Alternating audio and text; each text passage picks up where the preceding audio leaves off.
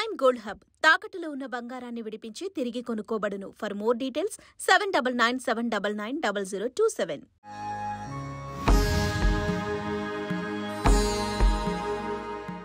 భాషా సుముఖ్య మధురా దివ్య గీర్వాణ భారతి తస్యాహి మధురం కావ్యం తస్మాదపి సుభాషితం. అంటే భాషలన్నింటిలోనూ సంస్కృతం అత్యంత ముఖ్యమైనది, మధురమైనది, దివ్యమైనది. ఆ భాషలోని కావ్యాలు ఎంతో మధురంగా ఉంటాయి. అయితే ఆ కావ్యాలలోనూ సుభాషితాలు మరింత మధురంగా ఉంటాయి. అలాంటి సంస్కృతం ఇప్పుడు ఎలాంటి స్టేజ్లో ఉంది? మన సాంప్రదాయాన్ని అప్డేట్ చేసుకోవడంలో తప్పులేదు, కానీ మరిచిపోవడంలోనే ఉంది అసలు తప్పంతా. ఎందుకో నాకు అర్థం కాదు, కానీ మన సంస్కృతిని తక్కువ చేస్తూ, మన సాంప్రదాయాల్ని కించపరుస్తూ, ఇతర నమ్మకాలను గొప్పగా చూపిస్తే ఇట్టే ట్రాప్లో పడిపోతాం. భారతీయ సంస్కృతి గురించి టాపిక్ వచ్చినప్పుడు చంద్రబోస్ గారు రాసిన పరభాషా జ్ఞానాన్ని సంపాదించు, కానీ నీ భాషలోనే నువ్వు సంభాషించు అని తెలుగు భాషని ఉద్దేశించి రాశారు. బహుశా ఆయన ఆ కాలంలో ఉండుంటే ఇదే భావాన్ని వ్యక్తపరిచి ఉండేవారు సంస్కృత భాషలో కూడా.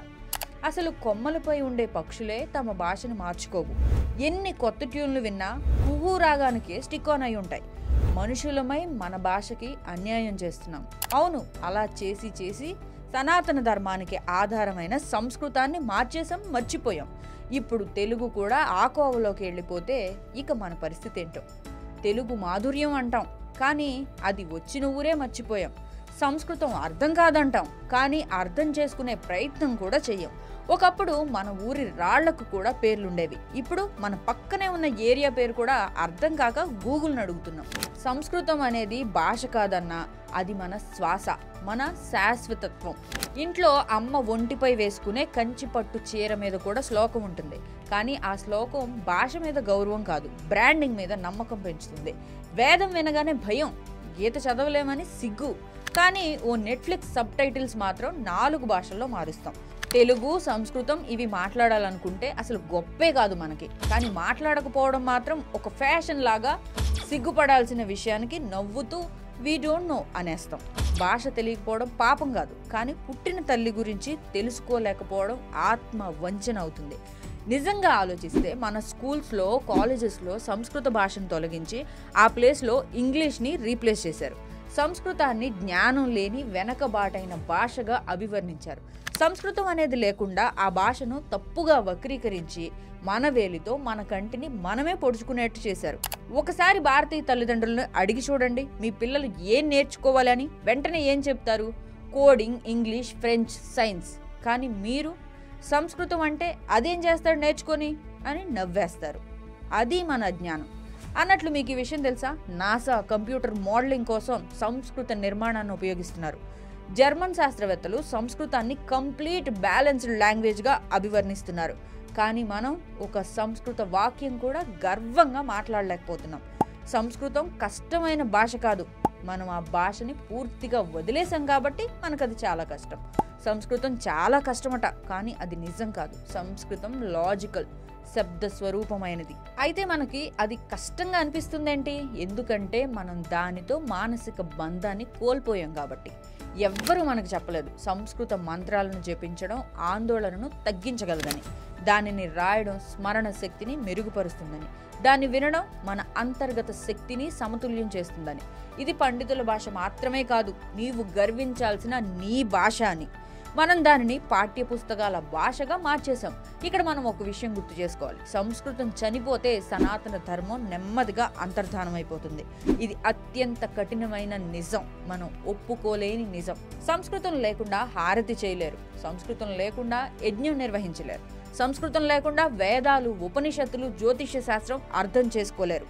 సంస్కృతం లేకుండా మీ గోత్రం, కులదైవం, శ్లోకాలు, మంత్రాలు కూడా పూర్తిగా గ్రహించలేరు. మన పూర్వీకుల ధర్మాన్ని మనం రక్షించాలంటే అది రాసిన భాషని మనం అర్థం చేసుకోగలగాలి.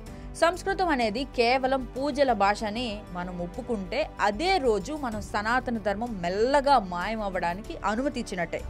కానీ వాస్తవానికి సంస్కృతం శక్తివంతమైంది కాబట్టి ఇంకా బతికే ఉంది.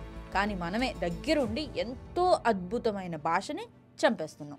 మనకు సంస్కృతం బ్రతికేందుకు కాదు, జాగృతం కోసం అవసరం. ఒక ప్రశ్న అడుగుతున్నాను. మన భాషలో మనం మాట్లాడినప్పుడు మన ఎమోషనల్ అటాచ్మెంట్ పెరుగుతుంది. ఒక ఇష్టమైన భావం వ్యక్తం చేయాలంటే భాష చాలా ముఖ్యం. అలాంటిది దేవుడితో సైతం మనం కనెక్ట్ అయ్యే లాంగ్వేజ్ మార్చేసి ఇంగ్లీష్ భాషని పూజిస్తున్నాం. రాకపోయినా నేర్చుకొని మరి మనల్ని మనం తగ్గించుకొని ఇతర దేశాలతో ఏకీభవిస్తున్నాం.